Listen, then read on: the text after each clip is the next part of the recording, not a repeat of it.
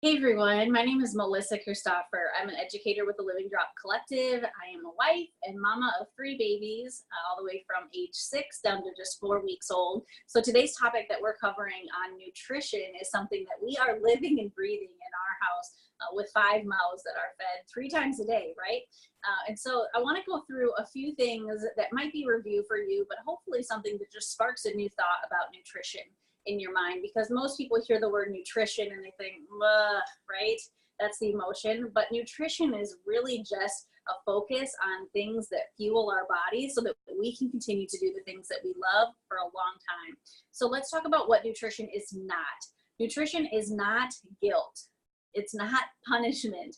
It's not judgment. And it definitely doesn't have to be expensive. Those are maybe words that you feel or think when you hear the word nutrition. And so as we go through this learning over the next few days, I really hope that you can erase some of those thoughts, some of those words out of your mind and really just have a new perspective about the foods that we eat. So what is nutrition? There's 4 things that I want you to consider: what we eat, what we don't eat. Sometimes that gets missed, right? Our water consumption, and then our supplementation.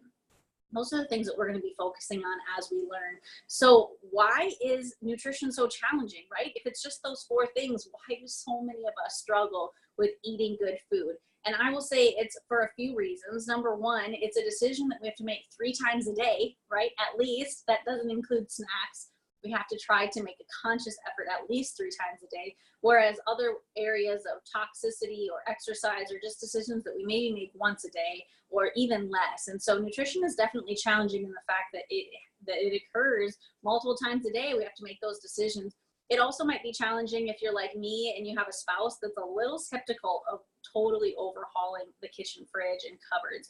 And so that will be a challenge, but something that I can tell you from personal experience is worth those discussions and working through. And then it might be even challenging for you if you've got children at home like I do. So just know that we're all with you. It can be challenging, but it can also have the biggest impact on your health. And so that's why we've got to talk about it, and we've got to figure out a way that we can slowly begin incorporating new ideas, new practices into our home for better nutrition. So food is fuel. Write that down because that's really important. If we're eating good food, we should be fueled. We should be ready to go. We shouldn't be eating a meal and then feeling like we got to take a nap on the couch. Have you ever had an experience like that?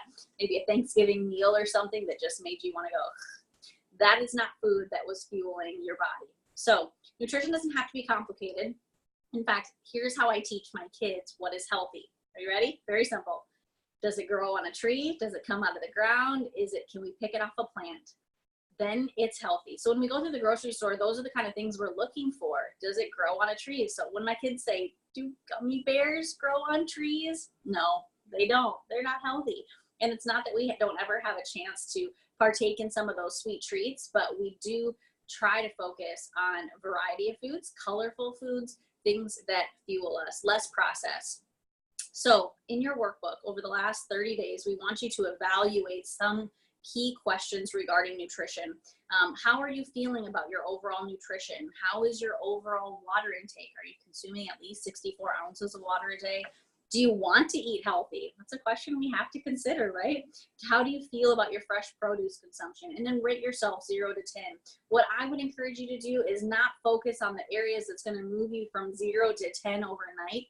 What are some simple everyday changes that you can make that can move you from a 2 to a 3, from a 3 to a 4? Simple, sustainable things that over the next year you can look back and go, whoa, we made big change that didn't feel like crazy change as we were making it.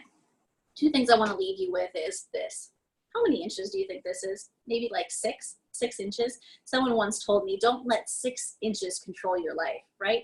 From here to here, we taste our food, but as soon as it hits the back of our throat, we don't. There are so many decisions that we make that are all about these 6 inches, how something tastes. And so I encourage my kids sometimes, you don't have to like it, but we're still going to eat it. And so we don't say, I don't like this at the table. We say, this is not my favorite, but it's just 6 inches. So don't let 6 inches control your life. And the last thing I want to leave you with is eat, move, speak, and act like you love yourself. We don't eat to punish ourselves. We don't eat because we feel judgment eating a different way. We eat because we love ourselves and we want to be well and healthy for a long time so that we can do the things that we love for a long time. Thanks for listening.